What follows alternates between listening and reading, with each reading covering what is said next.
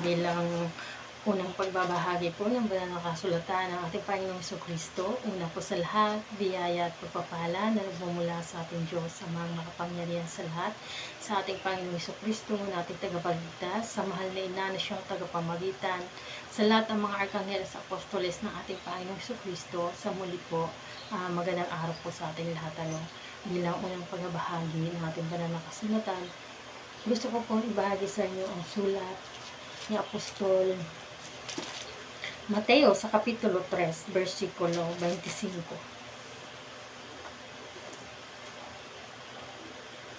Sabi dito, kaya nga sinasabi ko sa inyo, huwag kayong mga balisa sa iyong pamumuhay, kung ano baga ang iyong kakanin, o kung ano ang iyong iinumin, kahit ang sa inyong katawan, at kung ano ang iyong daramtin. Hindi baga mas higit ang buhay kaysa pagkain at ang katawan kaysa pananamit? Ano po kung pinapaabot ng ating Panginoon? Sabi ng ating Panginoon Jesucristo, huwag daw tayo mga balisa sa ating mga pamumuhay sa sanglibutan, sapagkat mas mahalaga pa rin ang buhay kaysa material na bagay. Kaya basahin natin sa 33. Datapwat hanapin muna ninyo ang kanyang kaharian at ang kanyang katwiran, at ang lahat ng mga bagay na ito ay pawang idaragdag sa inyo. Alam niyo kung bakit ganito ang pagkasabi ng ating Panginoon Jesucristo? Sapagkat gusto ng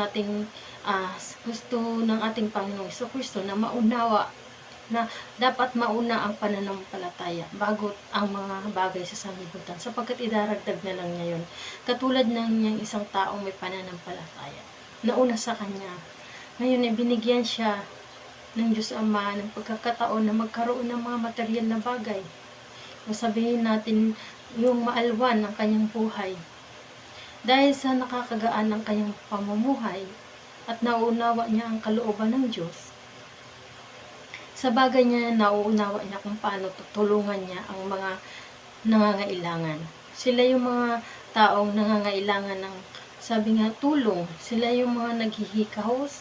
Sila yung may mga, may mga problema sa buhay, sa mga pinansyal. Kapag ikaw ay nasa pananampalataya, alam mo yung kung paano ka tumulong sa kanila. Yan ang kaibahan kung bakit pinapaunawa sa atin ang ating Panginoong Jesucristo na unahin natin ang pananampalataya sa Kanya, hindi yung material na bagay. Sapagkat kapag inuna mo yung material na bagay at nagkaroon ka ng mga kayamanan sa iyong pamumuhay, nung nagkaroon ka na, hindi ka na basta-basta malalapitan ng mga tao. Hindi ba gaya iniisip mo nasaan kayo nang naghihirap ako? Nasaan kayo nang kailangan ko ng tulong? Ganyan na ang inyong pag-iisip. Kasi hindi mo inuna ang kalooban ng Diyos. Hindi mo inuna ang pananampalataya. Kaya nagkaroon ka ng pagkamakasariling kalooban at pag-iisip. Na samantalang ang may mga kayamanan dito sa sanglibutan, sila ang malaki ang kanilang, sabi nga, paraan na makapag-ipon sila ng kayamanan sa kalangitan. Dahil andyan na sa kanila yung mga bagay na kaya nilang itulong sa kanilang kapwa. Ngunit hindi ganun. Naging makasarili sila. Hindi nila ibinabahagi ang mga kung ano man meron sila. Hindi ko naman sinasabi na ibahagi nyo lahat, pero sa aking talaga experience sa paghahanap ko ng trabaho, pag nakapasok ako sa mga ganong tao, talagang mahalaga sa kanila ang material na bagay. Sasabihan ka pa nila, mas mahal pa yan kaysa sa buhay mo. Hindi baga, kung saan naruroon ang iyong kayamanan, ay doon din. Kung saan naruroon ang iyong puso, ay doon naruroon ang iyong kayamanan. Kaya ang kanilang kalooban, nasa material na bagay o kayamanan, wala sa tao. Kaya nga, yan yung kaibahan ng nauna ang pananampalataya at nauna ang pangmaterial na bagay. Kasi nga, piniprepare ka na ni Lord na maging mapagbigay ka na, mapag-unawa ka sa mga nangangailangan. Sa nangangailangan ng tulong. Dahil nasa sayo na yung pagkakataon na makapag-ipon ka ng kayamanan sa langit sa pagtulong mo sa iyong kapwa.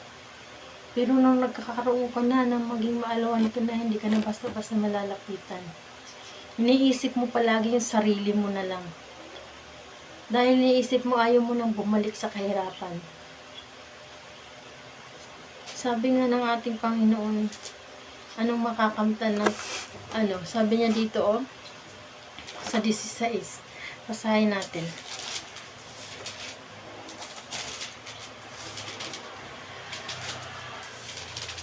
Mateo 16:26. Anong sabi dito na nakasulat? Sapagkat ano ang pakikinabangin ng tao kung makamtan niya ang buong sanglibutan at mawawalan siya ng kanyang buhay? O ano ang ibibigay ng tao na katumbas sa kanyang buhay? Sapagkat ang anak ng tao ay paparitong na sa kaluwalhatian ng kanyang ama, nakasama ang kanyang mga anghel, at kung magkagayoy bibigyan ang bawat tao ayon sa kanyang mga gawa. Ganun po yun. Anong pakikinabangin ng tao kung makamtan man niya ang buong sanglibutan, kung mapapahamak naman siya nito? Kaya nga maraming galing sa hirap, ngayon nagkaroon na sila ng kayamanan. Pagkatapos ng kinalimutan nila ang Diyos, tinalikuran na nila. Sumamba na sila sa sanglibutan. Lumis ang kanilang landas. Kaya nga sabi nga dito sa sulat ni Apostol pa rin, Mateo sa 4. At sinabi niya sa 9, lahat ng mga bagay na ito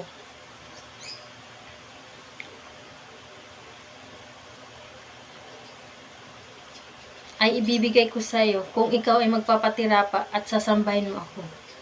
Yan nang magkagayoy sinabi sa kanya ni Jesus, humayo ka Satanas, sapagkat nasusulat sa Panginoon mong Diyos, sasamba ka at siya lamang ang iyong paglilingkuran.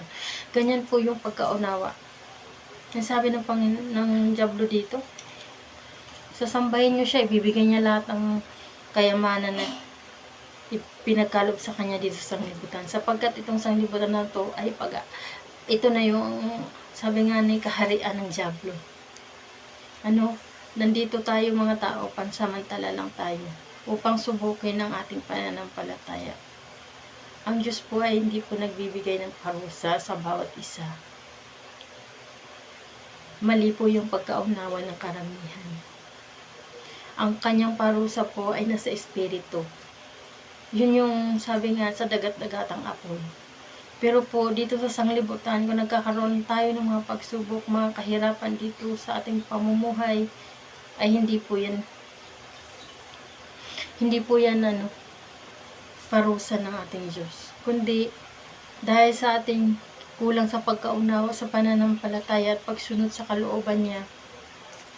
Kung matigas ng ating kalooban, kung ayaw natin sumunod sa kalooban niya, sasabihin sa atin ng Diyos na, sige Satanas, ipapaubaya ko sa inyo ang mga tao na yun. Baka pagdating ng panahon ay hanapin niya ako. Sabi natin Diyos Ama. Diba? Kapag nahihirapan na tayo, tinatawag natin siya, Diyos ko, Diyos ko. Sa oras ng mga panganib, tinatawag natin siya. Alam niyo ba kung ano ang ginagawa ng Diablo sa mga tao dito sa sanglibutan? Sinusubok niya yan. Yan yung pagsubok ng ahas sa mga tao. Susubukan niya kung talagang hanggang saan ang pananampalataya mo sa Diyos. Kasi pag nakita niya tunay ka, wala na siyang magagawa, kundi iiwanan ka na lang yan ng Diablo. Sabi nga sa mga sulat, sabi nga magsisalangsang kayo sa Diablo, siya'y tataka sa inyo. Kaya nga may mga taong nagsasabi na ang Diablo ay isang ilusyon. Ilusyon, hindi po totoong ilusyon yan, totoo po sila. Nasa espiritu sila.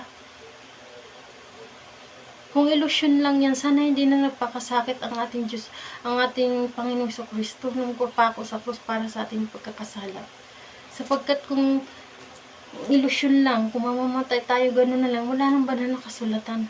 Wala nang pangangaral, wala nang pagbibigay ng pagbabalik loob, kung ilusyon lamang ang mga dyablo. Totoo po sila po ay mga dyablo. Iba-iba ang klase ng kanilang antas. Iba-iba ang klase ng dala nilang pagkakasala. Wala niya sila yung pakialam kung ano ang gagawin sa inyo. Ang mahalaga para sa kanila ay mawasak niya kayo at makuha niya yung kaluluwa at spirito ninyo.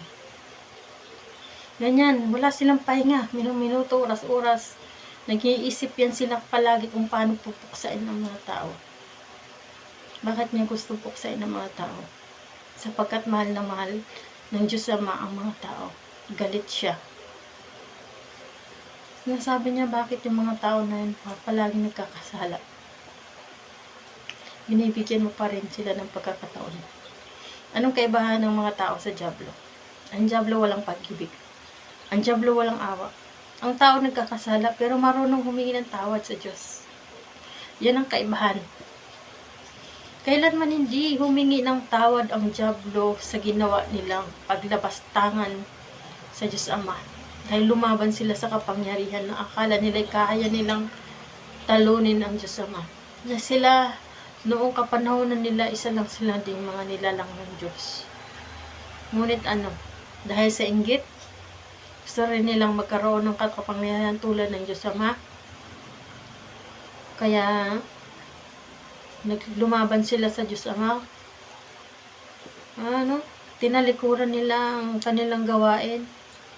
Ngayon, tinapon sila dito sa sanglibutan. Tinapon sila ng Diyos Ama. Ito ang kanilang magiging tahanan ng kasama natin.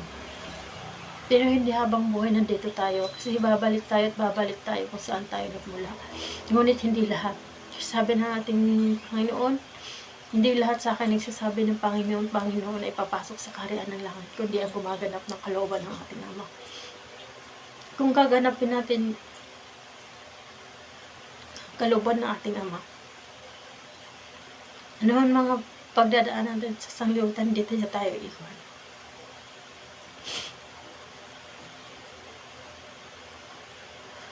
Totoo lang po. Mahal na mahal po ng Diyos Ama yung mga tao.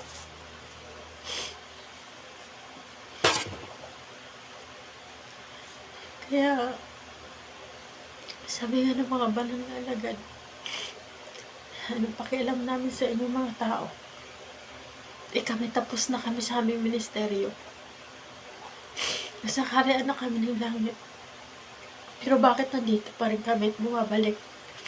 Para pangaralan kayo kahit nasa espiritu na kami. Kami noon, sabi niya, hinayaan kami ng Diyos Ama na mangyari sa amin lahat ng paghihirap namin para lang sa Ebanghelyo. Pero kayo kahit isang kudlit o isang man lang sa inyo, ayaw kayo napahamak ng Diyos. Pero mas pinilit ninyo ang mamuhay sa kasalanan. Oo, walang taong matuwid. Kahit ni isa, wala. Pero hindi ibig sabihin, hindi tayo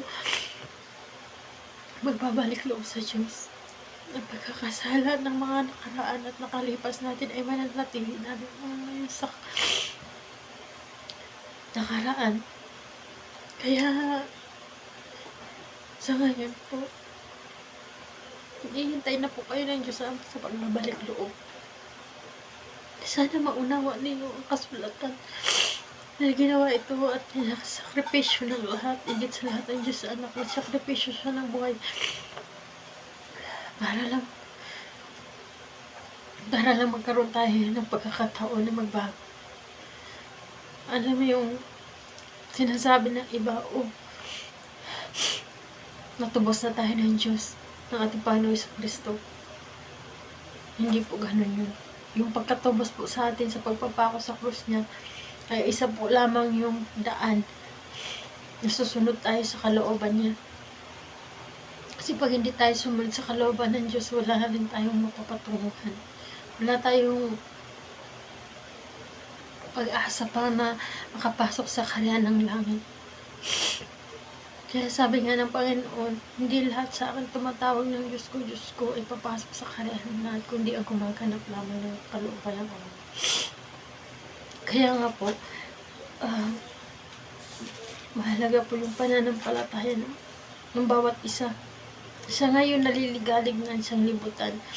Kasi may pinapaabot po yung Diyos Ama at ang ating Panginoon Jesucristo tungkol sa bagay na sa pera po. Sinabi niya sa akin kasama ng mga banal na sa espiritu po, yun po yung pinapahiwatig sa akin na sabi niya, kunting panahon na lang ay nalalabi sa mga dyablo sa espiritu. Sobra po naiyak ako nung sinabi yun kasi nararamdaman ko yung Diyos Anak, pati yung Diyos Anak. Dahil yung mga tao na humaling sila sa pera, hindi nila nauunawa yung pera kung paano magagamitin sa mabuti o masama. Ay hinihila nila yung mga tao sa pamamagitan ng salapi. Hindi ko siya maintindihan kung paano ba. Ngayon, dahil matagal na yung sinabi sa akin ng Diyos kasama ko yung mga banal na alagad sa espiritu na makatayo ako at may hawak kong banal na kasulatan. Nung naiiyak ako sa pagkagising ko, naisip ko, anong gagawin ko? Anong gagawin ko sa mga tao para ipaunawa sa kanila? Ngayon, yung pagtatatak ng yung Antichrist, paunti-unti na siya. Sa totoo lang, matagal na yung ginagawa nila yun. Ngayon, dahil sa kunting halaga, papaiskan sila ng kanilang mga mata. Ngayon, nakita ko na naman yan. Sinabi ko dun sa tao, bakit mo sinasanla yung kaluluwa mo dyan? Sa kunting halaga lang, nagkakanda humaling na ang tao sa bagay na yan. Hindi kayo magpipila doon kung hindi kayo bibigyan. Pero kulang kayo sa pagkaunawa. Yan na yung pintuan. Binuksan yung pintuan sa kapamakan sa inyo. Kung hindi kayo mag-uunawa sa banal na kasulatan. Pinapaunawa na yan matagal na. Dami na nangangaral. Pero hanggang ngayon, hindi pa rin kayo matututo. Wala kayo natutunan. Kundi puro mga bagay ito sa libutan. Oo, ang pera kailangan ng tao sa araw-araw na pangangailangan. Pero ang daming gumagamit ng pera na ginagawa sa pamamagitan ng kasamaan. Karamihan na yan ngayon, ganyan. Kaya wag niyong sa walang bahala yung mga bagay na ipinapahayag sa inyo. Ang dami nangangaral. Wala kayong natututunan. Ngayon, napapahamak na kayo dyan sa ginagawa nyo na dahil sa kunting halaga. Sana maunawa niyo yan ang kalooban ng Diyos. Unahin niyo ang pananampalataya. Yan bagay sinabi niya sa kanina. Datapwat, hanapin muna ninyo ang kaharian at ang kanyang katwiran, at ang lahat ng mga bagay na ito ay pawang idaragdag sa inyo. Kung nauunawa nyo yan, meron kayong paninindigan at nauunawa ninyo ang silo ng dyablo yan sa pamamagitan ng pera. Isa na yan sa may pinahiwatig sa akin na ang tao nang humaling niya sa pera,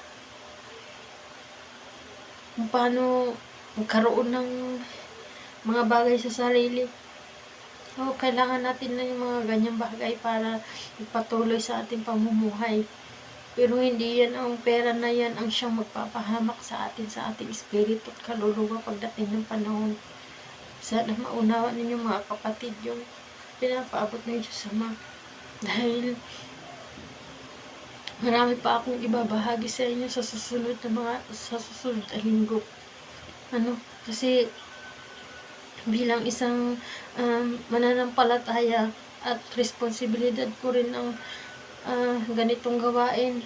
Hindi ko pwedeng talikuran ito ng mahabang panahon. Tagal na akong walang pagbabahagi dahil sa mga kahirapan at pagsubok. Pero hanggang ngayon, nandito pa rin ako dahil hindi ako iniwan ng Diyos Ama sa laban na yun. Lahat ng mga panalangin ko, hiling ko sa Kanya sa loob ng 4 na dekada pagtitiis sa lahat ng kahirapan. Sabi nga niya sa sulat, may isang likong hukom. Dahil nga nililigalig siya ng isang baon na yun, tumutok-tok sa pintuan niya at ihingi siya na igaganti siya sa kanyang kaaway. Naging ganun po ay naging buhay ko. Huwag po yung mawala ng pag-asa. Kung matagal kayong humihiling sa Diyos na hindi niya pa binibigay ang lahat ng mga kahilingan ninyo, huwag kayong tumigil manalangin. Simple lang ang binigay ng Diyos ng panalangin, yung Ama namin. Yung Ama namin na panalangin ay universal na po yun. Lahat po nakapaloob na doon, hindi na po tayo pwede pa magawa-gawa ng sarili nating panalangin, kundi yun lang. Bago mag-alas 6, manalangin tayo. Babalik tayo ulit sa alas 9 o alas 12 kung kaya nyo ng madaling araw hanggang madaling araw ng alas 3. Yan po, bukas po yung kalangitan sa bagay na sa panalangin sa mga tao bilang tanda ng pag-alala natin sa ating Panginoong Kristo ng kanyang pagpapasakit dito sa sanglibutan. Kaya pasensya na kayo, naiyak ako sa pagbabahagi ko. Hanggang dito na lang po sa muli. Salamat sa ating Diyos Ama, Diyos Anak, Diyos Espiritu Santo, sa mahal na ina na siyang tagapamagitan, sa mga banal na apostol sa Arcangheles. Sa muli po, magandang araw po sa ating lahat at biyaya at pagpapala at kapayapaan, pag-ibig sumatin po lahat. Amen.